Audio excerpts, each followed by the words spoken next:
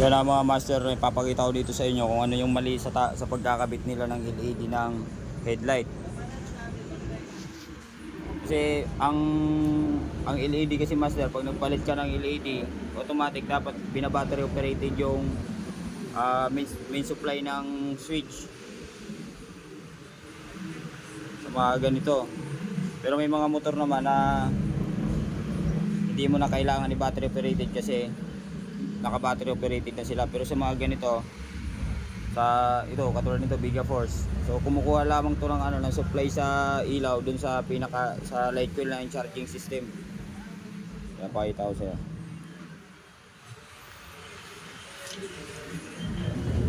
Kinuha kasi nila yan dito tapos dinugtong din ulit dyan. Anong purpose niyan? Wala namang purpose kasi tinanggal nga dito pero pinagdugtong ulit. Iisa lang naman ang dugtong. Ayan. Diba? Dito nakakunik niya sa kulay blue. Ayan. Ayan, kulay blue na kunikan yan. Ito ang pinaka main supply ng high and low niyan. Yung kulay blue na yan. Blue na may lining na black. So dapat ito mga master, ikukunik to sa accessories wire. Ang accessories wire na Yamaha mga master ay kulay brown. So dito, kuha ka ng test light para maliwanag. Ayan, testerin mo tong kulay brown, iilaw yan. O, di ba? Yan ang accessories wire. So ito, testerin mo to kung iilaw. O, di ba? Hindi. Iilaw lang yan kapag paandarin mo sir. Nakasusi yan. O. Di ba? Huwag mo nga hawakan kasi parehas. O, yan, o. Iilaw lang siya kapag umaandar. So ibig sabihin, useless yung pagtanggal nila dito sa main supply ng high and low. Kaya ang nangyayari, ayan, ay, hindi ko alam kung gagana pa yung low beam ng motor ni sir kasi hindi naka-battery operated yung niya, yung LED. So ngayon babaguhin natin to kasi walang silbi yung pagtanggal nyo dito ng ng main supply ng high and low kung hindi nyo ikukunik yan sa mismong accessories wire. Ilagay mo yan dito sa kulay brown. Itong itong galing dito sa kulay blue. Yan, itusok mo lang muna dyan.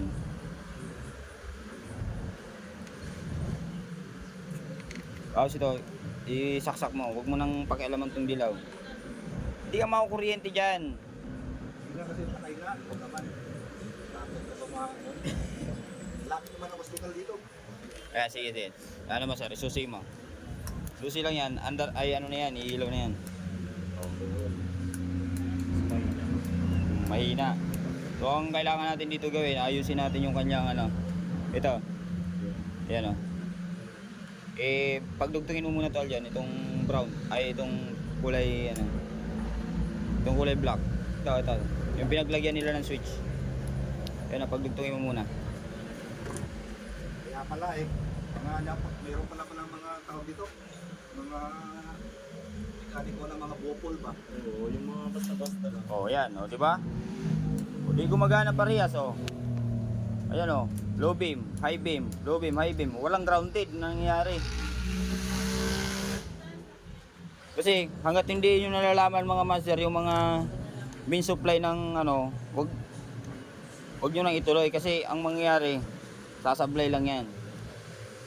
Sa pag-wiring mga master, kailangan nyo alamin kung ano talagang pinaka main supply at kung saan mo dapat ikakabit yung dapat mong tatanggalin. Anong busina to? Oh. Diba? So goods na. Ayan. Maliwanag pa sa sikat ng araw yung ilaw. Ayan gumagana na yung high inlo niya. Ayan.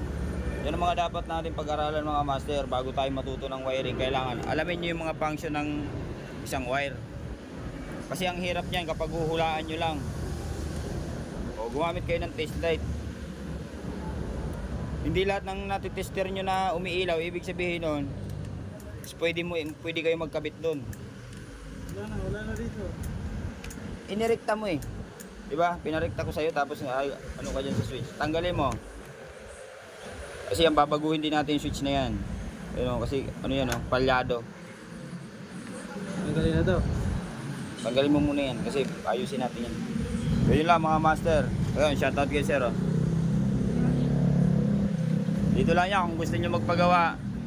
Dito lang kami sa ano, sa Palar Village, Barangay Pinagsama.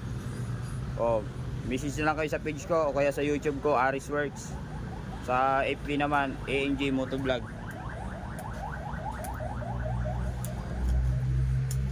Yun lang mga lods. Ride safe.